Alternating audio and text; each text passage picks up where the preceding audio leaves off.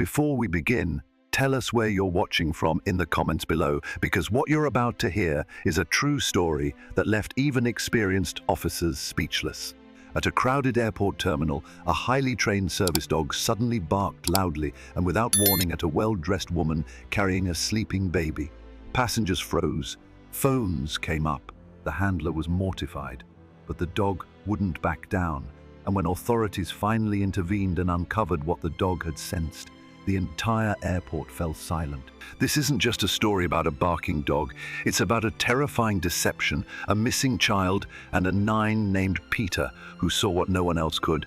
Stay with us. What happens next will shake you to the core. The blizzard had crippled Dallas-Fort Worth International Airport.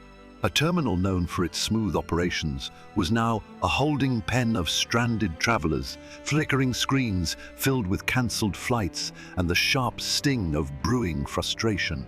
Outside, snow swirled like ash, but inside, heat clung to walls already swollen with tension. Officer Emily Carter moved steadily through the terminal, her boots pressing against the polished tile, radio at her hip, eyes alert. Beside her, Peter, her German Shepherd 9 partner, matched her stride with fluid precision. Despite the chaos around them, Peter remained calm, focused, and poised like a soldier trained in silence. For 3 years, they'd worked side by side, and if there was one thing Emily had learned, it was this: when Peter changed, something was wrong. They were on the final stretch of a routine sweep when Peter paused. Just slightly, just enough. Then it had happened. A growl curled deep in Peter's throat, sharp and guttural. Emily's breath hitched. Peter's hackles lifted, eyes locked on a woman weaving her way through the crowd near Gate 24.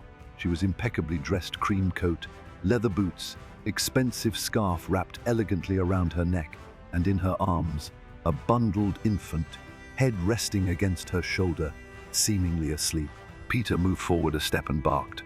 Not just a quick alert, a piercing, commanding bark that snapped through the terminal like a firecracker. Heads turned. Conversations stopped mid-sentence. Phones lifted. One passenger dropped their coffee. Others leaned away, eyebrows raised in irritation. The woman flinched slightly, but recovered quickly.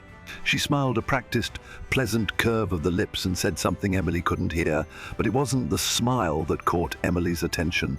It was the way the woman's eyes flicked to every exit in the vicinity, and how her feet shifted subtly as if preparing to bolt. Peter didn't back off. He braced himself, body taut, barking again twice, 3 times, in a rhythm that Emily had never heard from him before. Not when tracking narcotics, not when signaling explosives, not even in their behavioral drills. This was different. The woman, still cradling the child, took a step back. "I'm sorry," she said, over the growing murmurs around her. "Is something wrong with your dog?" Her voice was calm, polished, with just the right amount of concern. But her knuckles whitened as she adjusted the blanket around the baby's face. And Emily didn't miss it that quick glance to the emergency exit at the far end of the terminal. "He's usually very well behaved," Emily replied, tightening her grip on Peter's leash. "I'm not sure what's got into him." Peter moved again, stepping directly into the woman's path. His growl became a low, steady rumble, like thunder far off. Passengers began to scatter from the immediate area, giving them space. A young man in a hoodie muttered, "Someone shut that dog up." A woman nearby hissed, "He's scaring the baby." But Emily knew Peter. Peter never barked without cause. He never lost control. He didn't get startled, not even under gunfire during joint drills. This was something else entirely. The security supervisor, Officer Rick Martinez, approached with a frown. "Carter, everything okay?" Emily gave a tight nod. "He's alerting, but not the way we've trained for." Martinez glanced at the woman. "M-A-A-M is the child, all right?" "Yes," she answered too quickly. "Just trying to catch a flight. My baby's finally sleeping, and now this." She made a show of readjusting the infant, Emma. She said her name was, but the child didn't stir. Not a twitch, not a sigh. That was the moment. That was what made Emily's stomach twist. Not once since Peter started barking had the baby moved. No flinching, no reflex, no normal jerks of a resting infant reacting to loud sound. Nothing. Emily crouched slowly, careful not to appear threatening. She watched the child closely, speaking softly. "How old is she?" The woman hesitated. 8 months, almost 9. Peter stopped barking but stayed rigid, his amber eyes flicking between the woman's face and the baby's still form. He emitted a single, high-pitched whine, a tone Emily had only heard once before. 3 years ago, on the worst call of her life, she'd arrived at a small apartment after a neighbor reported crying and a dog barking for hours. They found Peter there, a then 1-year-old shepherd mix, bruised and bloodied, standing guard over the lifeless body of a baby girl. Her mother lay nearby, also gone. Both victims of a home invasion gone wrong. Peter had refused to leave the child's side, even after animal control tranquilized him. Even as blood pooled around his paws, he'd stayed, as if protecting the child from what had already happened. That case changed Emily. It changed Peter, and the department hadn't wanted to keep him. They called him too damaged, too unstable. But Emily had fought for him, trained him, believed in him. And now Peter was staring down this immaculately dressed woman and her unnaturally still child with the same intensity, the same protective rage as he had that night 3 years ago. Emily straightened and offered a practiced smile. "Do you mind if we step over here for a moment? Just a quick check. Routine. I really need to get to my gate," the woman said, voice clipped. "We've already had multiple delays. What airline?" "American, to Chicago, then connecting." Emily nodded slowly, watching her body language. "All American flights to Chicago were grounded 2 hours ago due to the weather," she said casually. The woman's eyes widened for the briefest second. "I meant United." Her fingers fumbled with her boarding pass, then froze. "It's been a long day." Emily's voice stayed even. "I understand. That's why we're assisting passengers with flight verification. Do you have your ID handy?" Peter shifted, placing himself directly between the woman and the gate corridor. Rachel, or whoever she was, tightened her hold on the baby. "She's finally asleep," she whispered, eyes no longer warm. "Please, just let us go." Emily stepped forward. "We'll make it quick." The woman's hand trembled as she reached into her designer bag.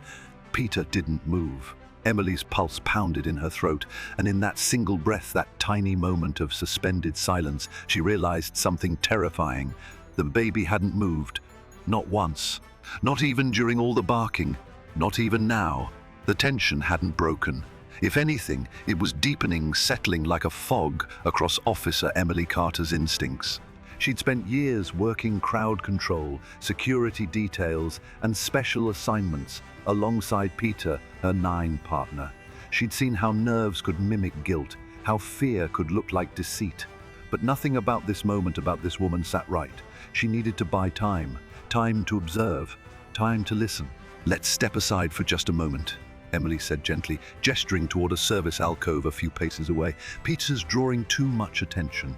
We can talk in a quieter space." The woman hesitated. Her grip on the baby shifted, and for a fraction of a second, she scanned the terminal like someone memorizing exits, not schedules. Then, with a tight smile, she nodded. "Sure, I get it." They moved toward the corridor, Emily staying just behind her, not crowding, not pushing, but never letting her out of reach.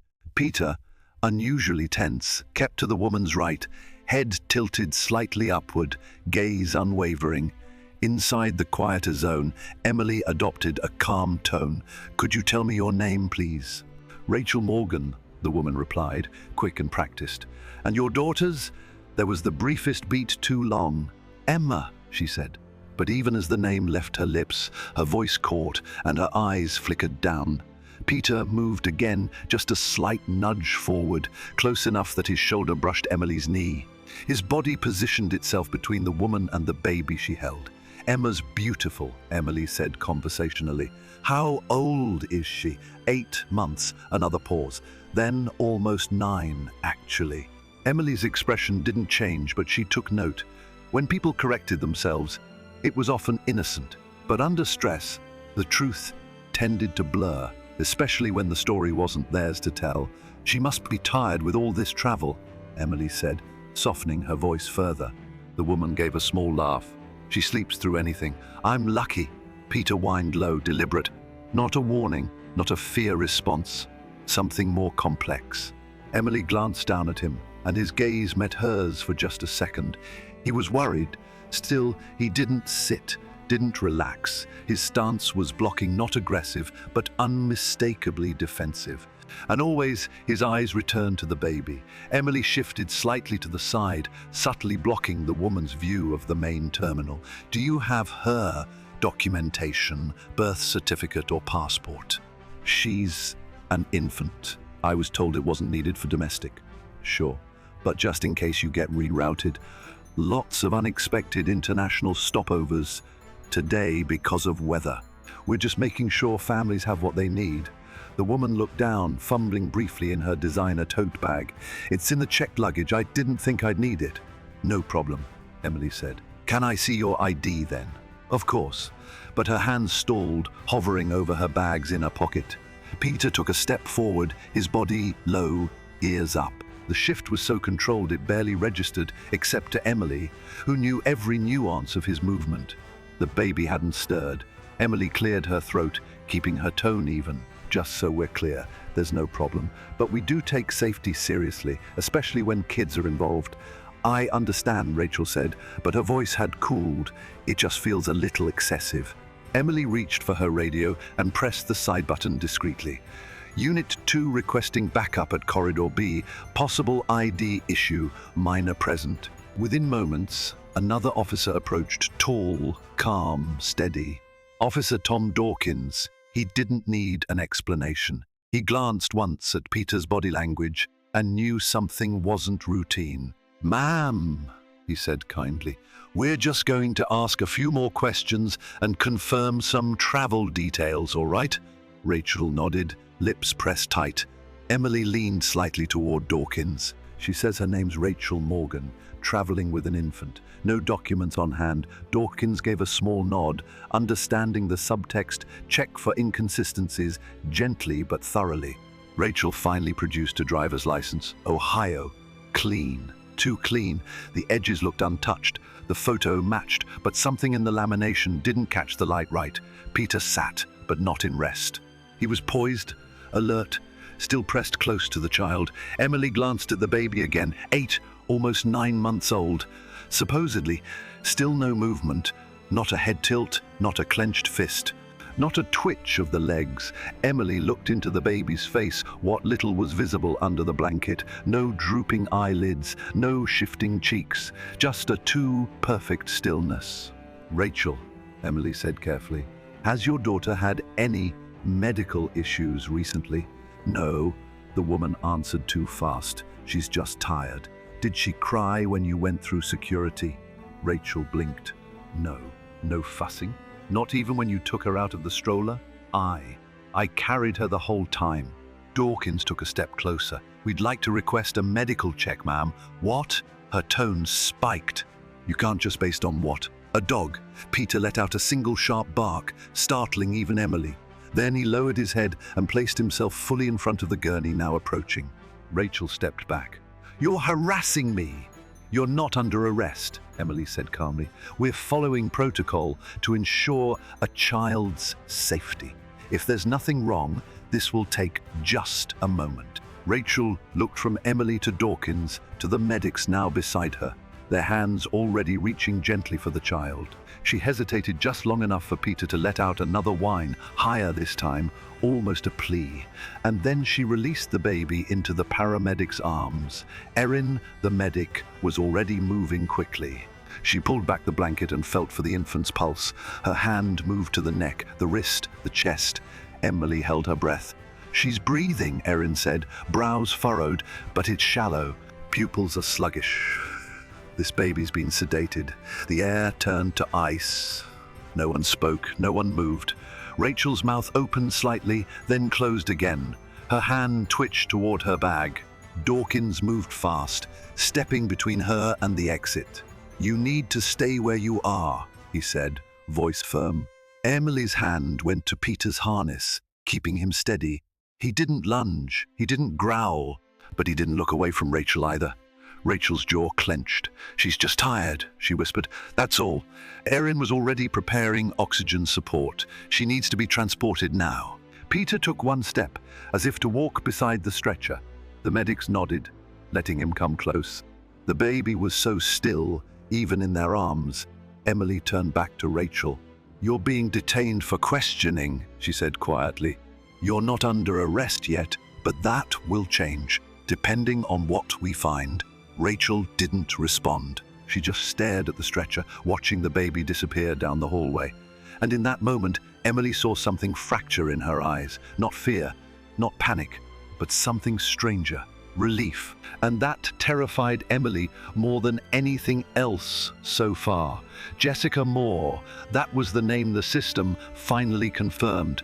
Not Rachel Morgan, not the composed scarf-wrapped woman who smiled at airport security while carrying a sedated baby, but Jessica Moore, 33 years old, formerly of Dayton, Ohio. Her file came in thick, laced with flagged entries and clinical red stamps. And Emily Carter could feel the weight of every page in her gut. The preliminary report landed on her desk just as the baby, now identified as Sophie Miller, was stabilized in a pediatric unit across the city. Officer Dawkins stood beside her, reading over her shoulder while Peter lay silently at her feet, his ears alert, his eyes locked on every movement in the room. "She was released from Lakewood Psychiatric Hospital just 3 weeks ago," Dawkins said quietly. "Involuntary commitment. 6 months. Diagnosis?" Emily asked. Though she had a feeling she already knew, he flipped a page. Postpartum psychosis, triggered by the death of her son. Emily didn't speak. She didn't need to. Charlie Moore. The name appeared throughout the file, scribbled in different doctors' handwriting, next to phrases like prolonged dissociation, delusional projections, and obsessive fixation. Charlie had died of SIDS, sudden infant death syndrome, at just under 4 months old. Jessica had been the one to find him. She had refused to accept it. And from that day forward, she'd insisted Charlie was still alive. The following months unraveled her life, missed appointments, erratic behavior, strange stories about adoption conspiracies. Then, a dangerous incident. Jessica had attempted to take a stranger's baby from a grocery store parking lot, claiming the child was hers. It was that event that led to her institutionalization at Lakewood. Emily lowered the report and leaned back slowly. "So who's the baby?" Dawkins tapped a separate folder. "Sophie Miller, 8 months old, reported missing from her home in Austin early this morning. The mother, Claire Miller, is Jessica's sister." Emily closed her eyes for a beat. She took her own niece and sedated her to keep her quiet. Dawkins added, "Likely overnight. No record of a vehicle rental, no public transit log. She had to have help getting to the airport." Emily's thoughts raced. Jessica had neither money nor documents. She didn't drive. She didn't even have a functioning cell phone when they detained her. And yet she'd managed to navigate across cities, reach an international terminal with a drugged baby, and hold up her story under questioning until Peter exposed the cracks. She stood and crossed the room, kneeling beside Peter. He looked up at her, ears perked. "You knew," she whispered. "You felt it." Peter didn't wag his tail. He didn't need to. His quiet presence spoke volumes. Just then, her phone buzzed. A call from the pediatric wing. "Carter," she answered. "We've stabilized the infant," the nurse reported. "Vitals are normalizing, but she'll need observation for the next 24 hours. Sedation level was high but controlled. We've contacted the biological mother. She's on her way by emergency flight. Eat her in under 3 hours." "Thank you," Emily said. "Let me know if anything changes." She hung up and turned back to Dawkins. "Claire's flying in." Dawkins nodded. "It's going to be rough for her." Emily said nothing. The images in her head were too loud. A baby stolen, not just by a stranger, but by family. Someone who used to hold her, maybe even babysit her, now drugging her and preparing to vanish across state lines with a new name and a borrowed life. "What I don't get," Dawkins muttered, "is how she pulled it off. Someone had to coach her. This wasn't random. Emily looked at the file again, flipping to the last few pages. A discharge summary. Jessica's mental state had been markedly improved, according to her attending psychiatrist. Responding well to medication, cooperative, logical reasoning returning. Someone signed off on her release. Then she disappeared. Emily stared at the name at the bottom of the page, Dr. Nathan Chambers. Before she could speak it aloud, Peter's head snapped toward the door. A second later, the knock came. A nurse opened the door, glancing inside. "There's a man here to see the baby. Says he's the attending physician on file, Dr. Chambers." Emily stood instantly. Peter was already rising, his body stiffening, his focus zeroed in like a spotlight. The coincidence was too exact. "Bring him in," Emily said, her voice tightening. "Let's see what Peter thinks, Doctor." Nathan Chambers walked into the pediatric wing with the quiet authority of someone used to being obeyed. His white coat was immaculate, his steps purposeful, and the ID badge clipped to his chest read like a stamp of legitimacy. But Peter didn't care about credentials. The moment Chambers stepped through the doorway, Peter's entire posture shifted tense, alert, muscles coiled like a spring. He didn't growl, didn't lunge. He simply moved forward and planted himself directly in the doctor's path, his body a silent wall between Chambers and the recovery room where baby Sophie lay. Chambers stopped short. "Is this really necessary?" he asked, his tone polite but edged. Emily Carter stepped forward from the side. "Peter thinks so. Doctor." Chambers looked down at the German shepherd with a raised brow, then up at Emily. "I'm Dr. Nathan Chambers. I've treated Jessica Moore for over a year. I heard she was detained. I came to ensure her well-being and check on the child's status." "Interesting," Emily said. "Who notified you?" He hesitated. "I have access to the hospital's internal alert system. I monitor all cases tied to my past patients." Emily gave him a cool nod. "That's impressive. Not many attending psychiatrists follow cases this closely post-discharge." Peter hadn't moved, his gaze locked on Chambers like a spotlight. "You can call him off," the doctor said, adjusting his cuffs. "You're making a scene." Emily's voice dropped. "Peter's trained to react to behavioral anomalies. He's rarely wrong." Chambers laughed, but it didn't reach his eyes. "I imagine your definition of wrong is subjective." Emily motioned for him to follow. "Let's talk somewhere quieter." They moved to a small consultation room off the hallway. Peter entered last, his eyes never leaving Chambers' hands. Emily offered the doctor a seat. He took it with practiced grace. Dawkins entered behind them, closing the door softly. Emily sat opposite Chambers and placed the file on the table between them. "You've treated Jessica Moore since last year?" "Yes," Chambers said. "She came to me voluntarily after her son passed. She was deeply traumatized. My work was to stabilize her, help her regain autonomy. Your notes say she was responding well to treatment." "She was, until very recently." Emily flipped the page. "She attempted to abduct a baby from a grocery store last year, and now she's taken her niece. That doesn't read like responding well." Chambers clasped his hands, patient and composed. "Mental illness is rarely linear. Setbacks are part of the process. I had no reason to believe she would relapse this severely." Peter stood near Emily, unmoving, but his ears were up, his stare unwavering. He let out a small exhale, not a growl, not a whine, just a warning in breath. Emily leaned forward. "She told us something interesting, that you convinced her Sophie was actually her son. That Charlie wasn't dead, that he'd been stolen and replaced." Chambers smiled politely. "That sounds consistent with her delusional narrative. She said you promised DNA testing, that you'd help prove the switch. She's confused, likely projecting her need for closure onto someone she trusts." Emily's gaze sharpened. "And that someone is you." "I'm her doctor," Chambers said smoothly. "Patients form attachments. It's not uncommon." Peter moved again just a step, his nose tilted toward the doctor's coat pocket. Emily noticed. "Could you remove whatever's in your left pocket, please?" she asked. Chambers blinked. "Excuse me? Humor me." He slowly reached into his pocket and pulled out a small amber vial. It was unlabeled. Dawkins stepped forward, took it, and held it up to the light. Emily kept her voice even. That looks a lot like the compound we found in the baby's system. Chambers shook his head. It's melatonin, a natural sleep aid. Many patients request it for travel anxiety. Peter let out a sharp, abrupt bark. Emily didn't flinch. Neither did Dawkins. You have a prescription for that? Dawkins asked. I carry it for personal use. Emily opened her notebook and turned to a still image printed from hospital security footage.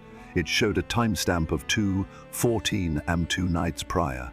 Chambers was sitting beside Jessica's bed in the psychiatric facility, tablet in hand, speaking quietly while she stared, wide-eyed. We pulled this from Lakewood, Emily said. Tell me what you're showing her. Chambers barely glanced at the image. Probably therapy visuals. I often use diagrams to illustrate concepts. Peter whined again, a high, rising tone. Emily had heard it before, years ago, on a case where a child had been locked in a closet by a smiling neighbor. No one had suspected. Jessica said you told her Sophie was Charlie. Emily said softly. That the system took him. That you knew how to get him back. Chambers leaned back slightly, that smile still carved into his face. Jessica is clearly unwell. You're on tape, Dawkins said. At her bedside, whispering about loss, about how the world doesn't understand what it means to be a mother. I was offering empathy. You were building a script. For the first time, something shifted in Chambers' expression. Not fear, not guilt, annoyance. Emily continued. You also signed off on her discharge. She met the criteria. You facilitated her access to travel. I gave her support. That's my job. Peter took 2 steps forward and sat squarely in front of Chambers, his body forming a silent barricade. His nose lifted again toward the same coat pocket Chambers had just reached into. Chambers stared at the dog, then at Emily. This is absurd. She stood slowly, her voice colder. Jessica Moore didn't coordinate this on her own. She doesn't drive, she doesn't have income, she doesn't understand how to forge documents or navigate airport systems under assumed identities. She leaned forward. But someone with a degree, a license, and access to institutional data might. You're reaching. Emily held up another image, a screenshot of a document from Lakewood's internal system, accessed remotely the day before Sophie was abducted. The credentials used Dr. Nathan Chambers. I don't need to reach, she said. You've already walked in. Peter's tail remained still, his ears locked forward. We're going to need to search your office and any off-site facilities you maintain, Dawkins added. Immediately, Chambers stood, slow and deliberate. You're violating every rule of patient confidentiality.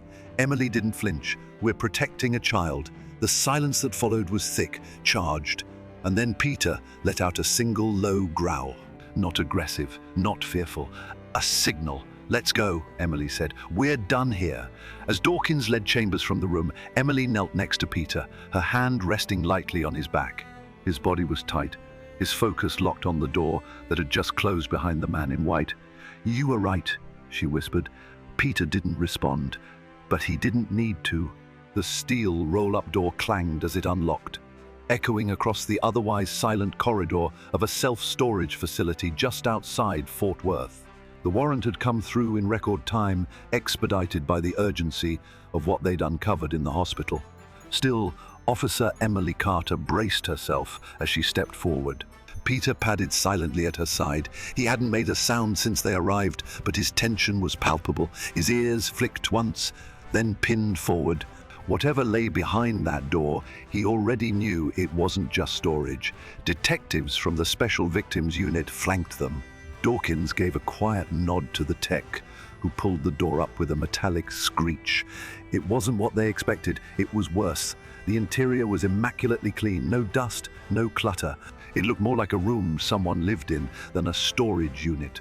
Fluorescent lights flickered to life overhead, casting an unnatural glow on a scene that stopped Emily in her tracks. A nursery, fully assembled. Against the back wall sat a white wooden crib, freshly made with pale blue bedding. A rocking chair in the corner, shelves lined with stuffed animals still bearing price tags. A stack of neatly folded onesies on a changing table, hanging on a hook, a baby carrier, worn but clean. And in the center of it all, affixed above the crib, was a hand-stitched wall hanging. Charlie Jr. Dawkins inhaled sharply behind her. No one spoke. Emily stepped inside, careful not to touch anything. Peter followed, moving slowly now, nose twitching, body low but controlled. To the left of the crib, the wall was covered with pinned photographs, some yellowed with age, others recent, printed on cheap paper, images of women holding babies, some smiling, some vacant. Underneath each image was a name, a date, and what appeared to be an intake rating. Emotional readiness, high. Reality disassociation, moderate. Suggestibility, optimal. Emily moved closer. Names she recognized from Jessica's file appeared again. Elise Warner, Catherine Lowe, Rachel Franklin, women who had lost children under tragic, often sudden, circumstances. One photograph was circled in red, Jessica Moore. Beside it, a scribbled note.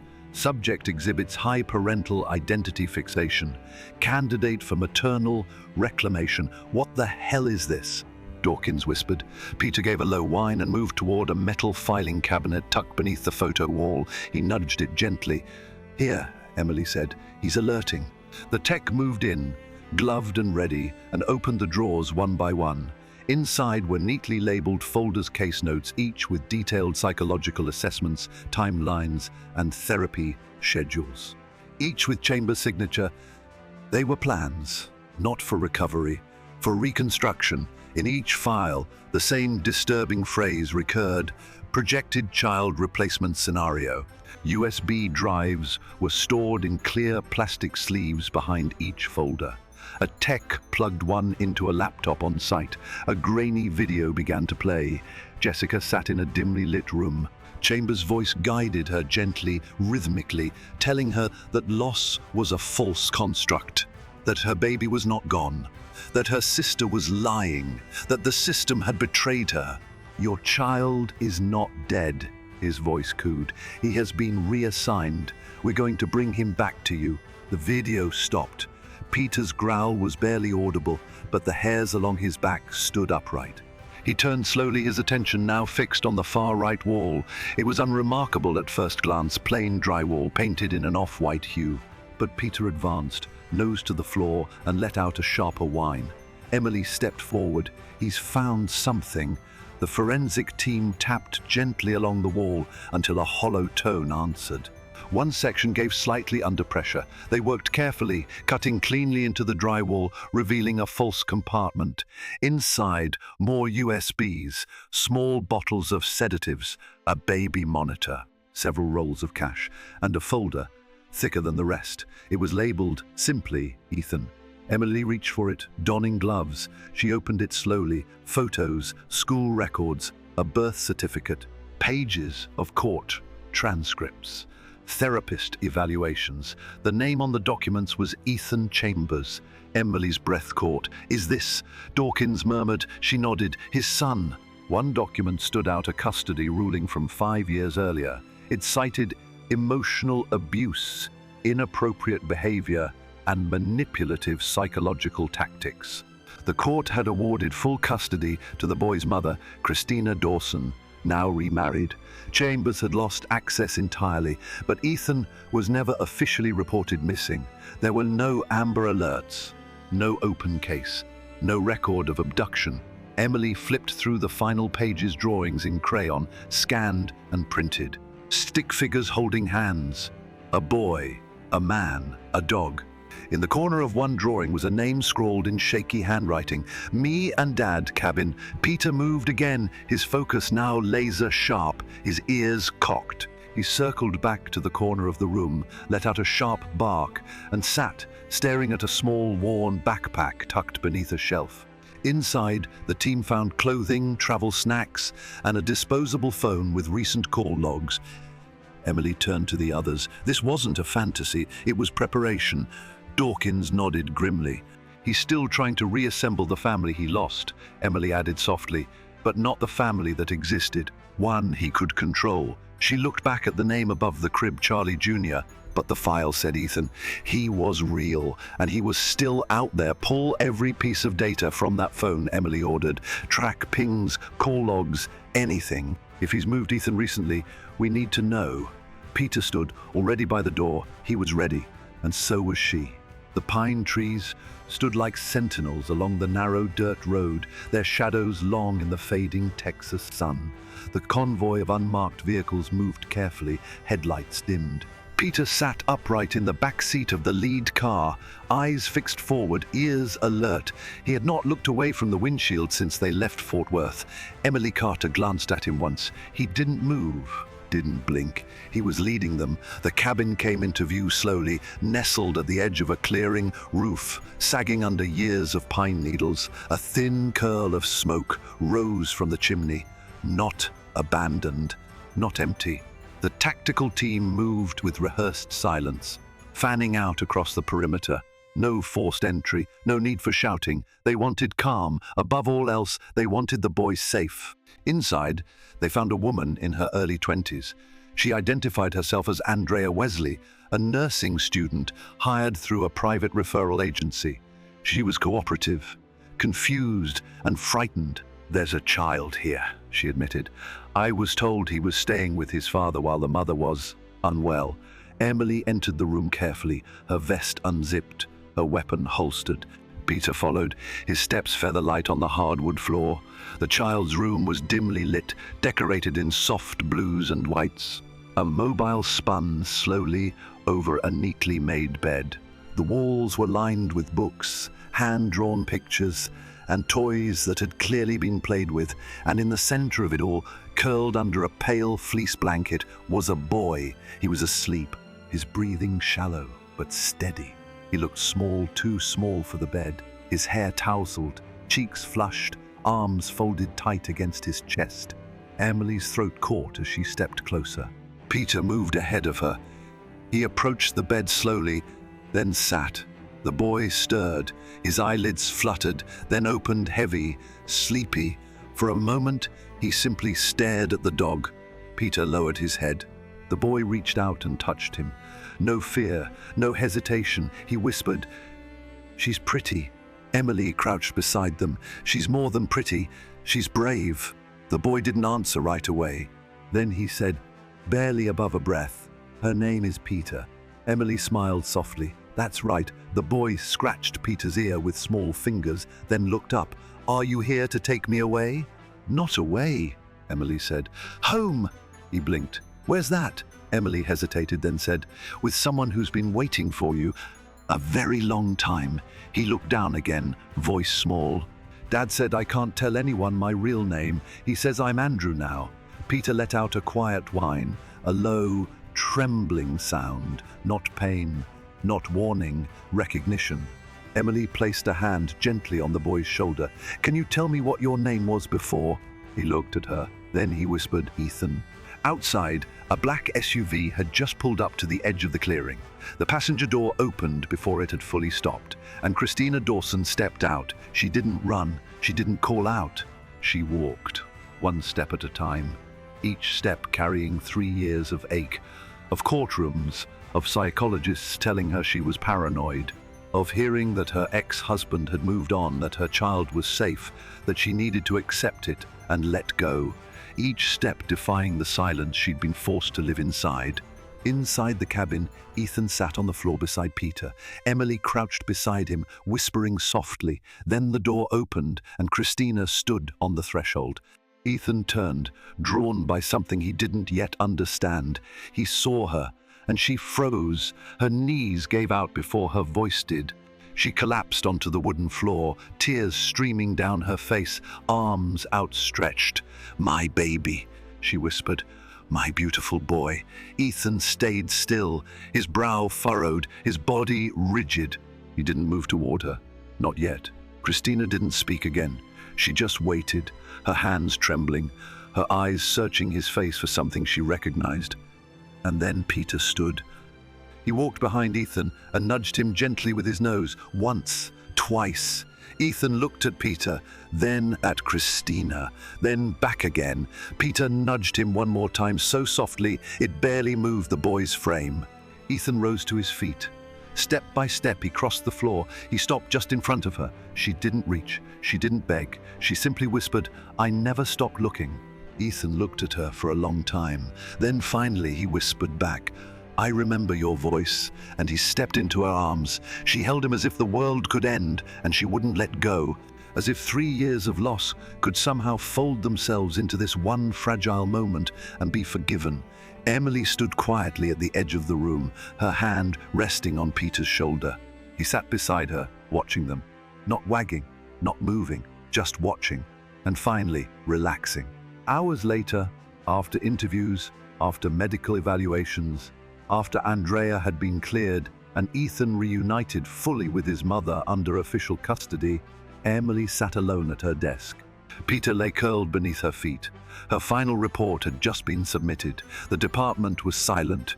The city was still. She reached down and touched Peter's collar. "You didn't just find the truth," she whispered. "You gave it back to someone who'd lost everything."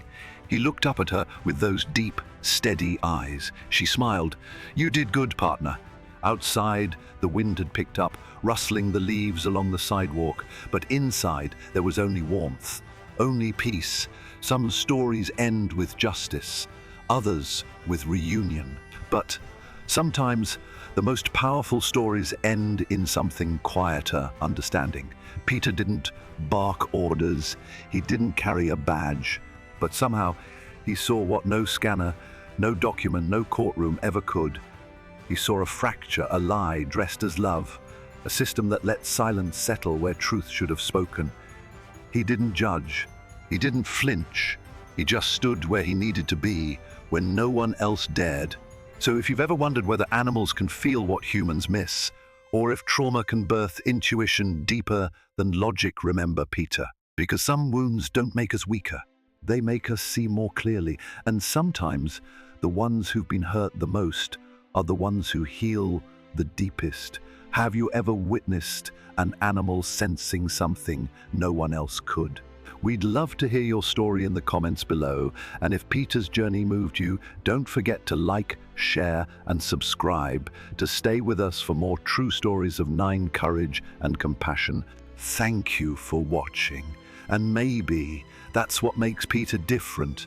Not his training, not his instincts, but the fact that he once stood in the ruins of something broken, and instead of turning away, he learned to feel the cracks in others. He didn't just find the missing, he found the overlooked, the unheard, the ones everyone else had given up on. And in doing so, he reminded us all that truth doesn't always come in loud moments or legal documents sometimes. It arrives quietly, with 4 paws and a heart that just knows. Have you ever seen a dog sense something no one else could? Tell us in the comments, we read every single one. And if Peter's story touched your heart, please like this video, share it with someone who needs to believe in second chances, and subscribe for more true stories of loyalty, redemption, and the silent heroes who walk among us. We'll see you in the next one.